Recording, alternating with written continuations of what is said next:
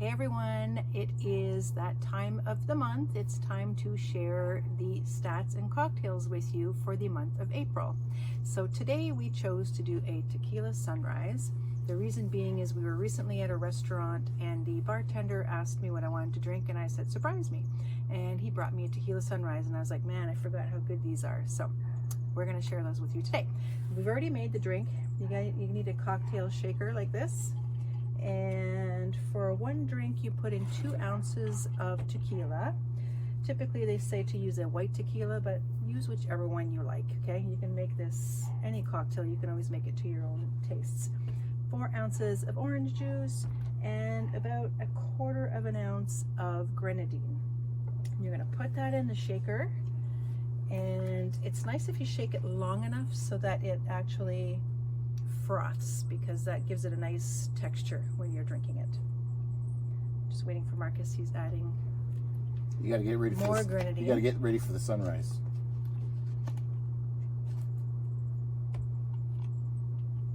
I think there's a technique for this.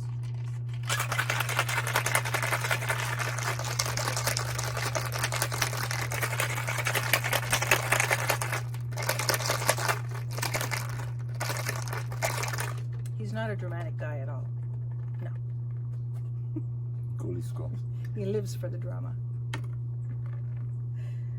Thank you. We're using wine glasses.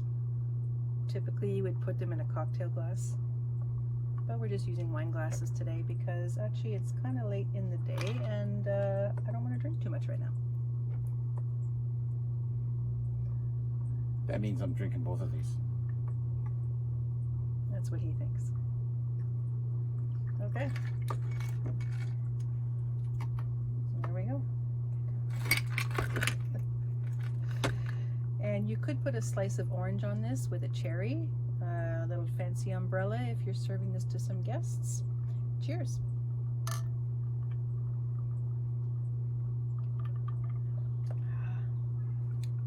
Yeah, I think this is going to be my summer drink this year because I really forgot how good these are. A little bit too much grenadine for my liking, but it's good. So that means If I was having a few of them, I'd go a little bit lighter on the grenadine and maybe a little bit more tequila. Yeah, that'll solve it. So anyways, now here is your April stats, and the numbers that I'm going to be sharing are year to date. So it's January to April of 2021 versus 2022. So the average sales price went up this year. Most of you probably already know this from the beginning of the year. So the average sale price is $1,774,200. So $1,774,200 was the average sales price in April.